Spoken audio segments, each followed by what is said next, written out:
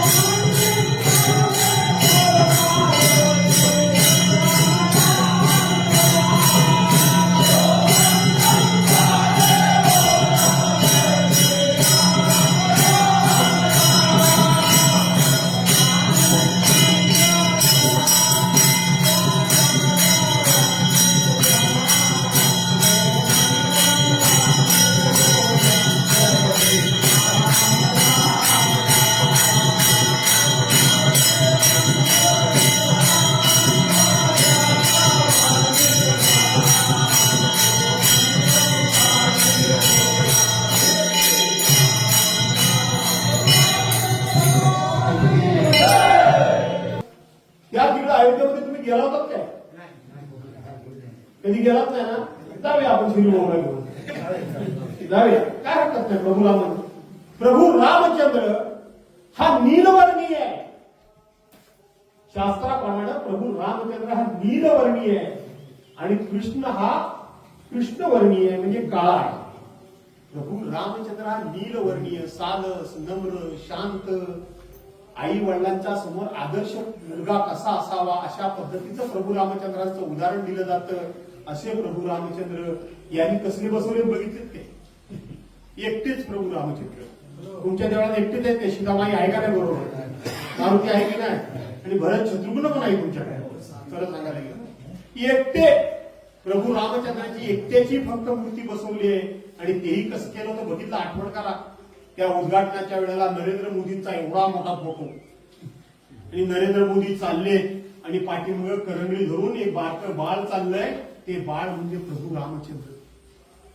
म्हणजे प्रभू रामचंद्रापेक्षाही आम्ही मोठे झालो का? डोक्यामध्ये किती हवा द्यावी, किती अहंकार वाढावा, किती गर्व करावा, किती गर्व करावा. म्हणजे प्रभू रामचंद्रा, तुला मी करंगळीला माझ्या धरून मी तुला देवळात घेऊन चाललोय, नाही तर तू देवळात गेला नसताच मी नाही. तर काय चाललंय? किती किती अहंकार, किती अहंकार, कशा करता हा अहंकार? आणि म्हणून ही जागृती आपण 90च्या दशकामध्ये जशी केली होती प्रभू रामचंद्राच्या देऊन उभं राहावं म्हणून, त्याच्यामध्ये 92ची त्या ठिकाणी घटना पण घडली. कारसेवक आणि आपणच होतो ना किती त्यावेळेस माझीच वाटतं जहाल व्हायची. पोलीस मला उचलून न्यायला यायचे तेव्हा हे सगळे घरात लपायचे. तो भास्कर बोलतो, आम्ही नाही. आम्ही म्हणायचो न्या घेतात रामाला. आम्हाला काय माहिती पुढे असे रामाला चोरात चोरतील म्हणून. आणि म्हणून त्या ठिकाणी प्रभू रामचंद्रापेक्षा हे स्वतःला मोठे समजायला लागले. हे योग्य नाही. प्रभू रामचंद्राबद्दल सगळ्या जाती धर्माच्या लोकांमध्ये एक वेगळी आदराची भावना आहे. एक वचनी, एक पत्नी, सालस, रामराज्य. लोक नेहमी काय म्हणतात? रामराज्य येऊ दे. जसं राजे अनेक होऊन गेले, पण आजही 450-500 वर्ष झाल्यानंतर राजा कसा असावा तर सगळ्यांच्या तोंडी उत्तर येईल की राजा छत्रपती शिवाजी महाराजांचा. अशाच पद्धतीने प्रभू रामचंद्राबद्दल लोकांचं म्हणणं असतं. राज्य कसं यावं? रामासारखं रामाचं राज्य व्हावं, रयतेचं राज्य व्हावं. याच्याकरता जागृती करावी लागेल. न पेक्षा ह्या चोरांची हिंमत आणखीन वाढेल. हे चोर शेवटी अशाच पद्धतीनं पुढे काय ना काय वेगळं सांगत जातील. आता नवीन मोर्चे काढलेले हिंदू खतरे मिळेल जनजागृती.